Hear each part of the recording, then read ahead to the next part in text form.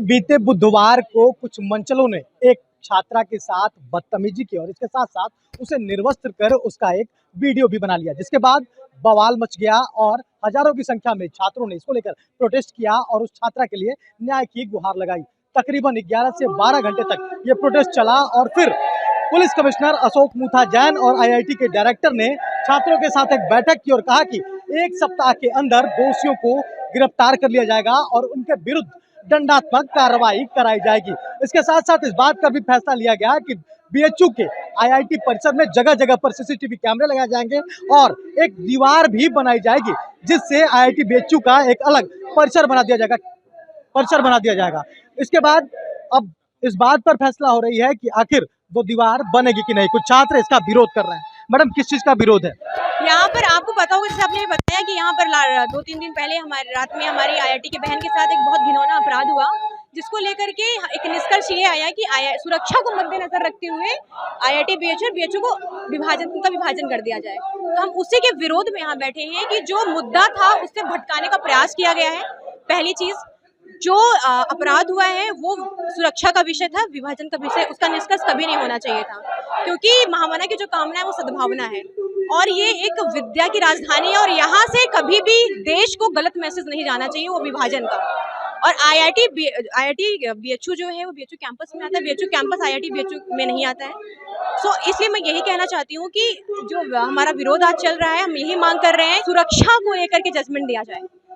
पहली चीज, जो हमारे यहाँ पे सीसीटीवी कैमरास लगे हैं वो इनएक्टिव है और भी ऐसे सुरक्षा के जो नियम होने पालन नहीं हो रहा है, उस पे नजर रखने के बजाय ये हमारा जो फोकस है यहाँ पे डाल रहे हैं, ताकि हम यहाँ पर जो उन्होंने उनका जो मल एडमिनिस्ट्रेशन था उस पे हम मतलब विरोध ना करके इस पे विरोध करें। इसका विरोध है, इससे घटना हुई थी, बहुत दुर्भाग्यपूर्ण घटना थी। दोषियों पे कार्रवाई अभी तक हुई नहीं है, एफआईआर हो गया है।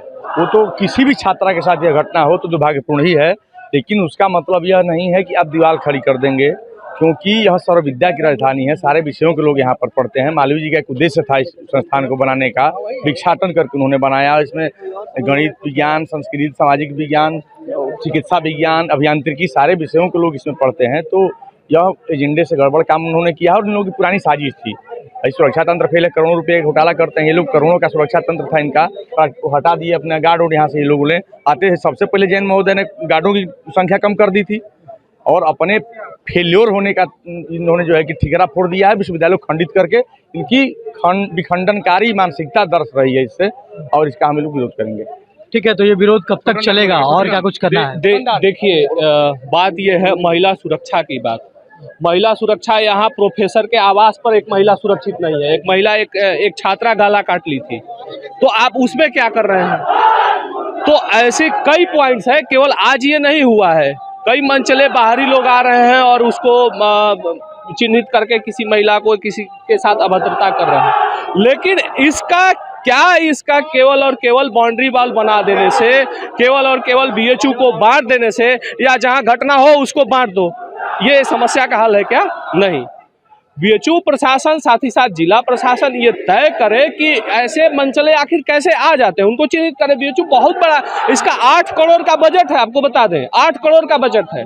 आप यहाँ के अगर जो गार्ड बंधु हैं उनको अगर आप बढ़िया से उनको आदेशित कर दें, तो ये पूर्व सैनिक है, आर्मी के जवान है लोग, और वो सब कुछ समझते हैं, इंटेलिजेंस है। बीएचयू की खुद की इंटेलिजेंस होती है।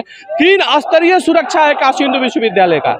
लेकिन ऐसे में अगर इस तरह की अचूक होता है तो कहीं ना कहीं ये प्रश्न चिन्ह उठता है प्रशासन पे, और अपनी नाकामी को अगर वो छुपाना चाहते हैं और उस नाकामी को छुपा करके एक दीवार खड़ा करना चाहते हैं, तो ये मैं होने नहीं दूंगा। हम लोग ये होने नहीं देंगे, क्योंकि काशी हिंदू विश्वविद्यालय का जो चरित्र है, जो प्रकृति है, वो है एक रूपता का, अखंडता का, भाईचारे का, एक जो है सशक्त चरित्र निर्माण करने का एक जो इसकी प्रकृति है, उसके विरुद्ध में अगर कोई भी कार्य होगा तो यहाँ के छात्र महामना को खंडित होने से जरूर बचाएंगे। बिल्कुल। तो क्या लग रहा है कि अपनी कमी छुपाने के लिए दीवार खड़ी करने की बात की जा रही है? जी भैया, अगर छेड़खानी हुई, किसी भी छात्रा के साथ गलत हुआ, तो आप दोषियों को पकड़ें और उनको कड़ी से कड़ी सजा दें कि आगे से कोई ऐसी हिमाकत न करे। इसका तो कतई मतलब नहीं है कि आप अपने आप को अलग समझ लें। और ये अभी की नहीं, ये छेड़खानी हुई है उस लड़की के साथ, उसके साथ, उस बहन के साथ हम लोग खड़े हैं, लेकिन ये पूरी की पूरी प्रक्रिया साजिश के तहत है। बहुत पहले कई सालों से मांग की जा रही है कि नहीं आईआईटी को अलग कर दें, और इसका एक सेंस है कि बाकी संकाय को उपेक्षित समझ लेना।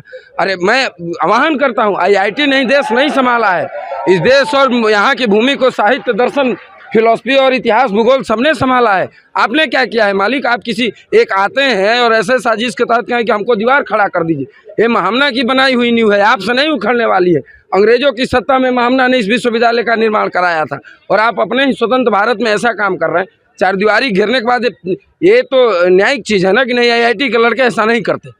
आप तो ये कह देना चाहते हैं देश में बाकी संस्थान है, एक ये हमको दे देंगे कि नहीं बाकी संस्था, आईआईटी ही जहाँ शुद्ध है वहाँ किसी लड़की के साथ छेड़खानी नहीं हुई है। बिल्कुल, तो ये दुखद घटना है जिस तरह से आईआईटी की छात्रा के साथ जो घटनाक्रम हुई वो दुखद है, और इसको लेकर जो छात्र हैं वो संवेदनशील है और इनका कहना है कि ये गलत घटना है, ऐसी घटना दोबारा नहीं होनी चाहिए। लेकिन सुरक्षा के मानकों पर जो बीएचयू है उसे ध्यान देना चाहिए, और इस दौरान उसे दीवार खड़ा करने की बात नहीं करनी चाहिए, बल्कि ये कहना चाहिए कि किस तरह से और सुरक्षा व्यवस्था दुरुस्त कराई जाए। इसके साथ साथ इनका यह भी कहना है कि जिस तरह से त्रिस्तरीय व्यवस्था है बीएचयू की सुरक्षा व्यवस्था, उसका भी ध्यान रखना चाहिए, और बीएचयू उसमें फेल्योर साबित हो रहा है तो उसे आत्ममंथन करना चाहिए, न कि दीवार खड़ा करने से कोई सॉल्यूशन होगा। हालांकि पीएमओ ने भी इस मामले पर रिपोर्ट मांगी है, और जब रिपोर्ट सौंपी जाएगी तो फिर तमाम कुछ सामने आएगा कि आखिर क्या कुछ हुआ है। कैमरा पर्सन नवनीत के साथ राहुल पांडे, भारत एक्सप्रेस, वाराणसी।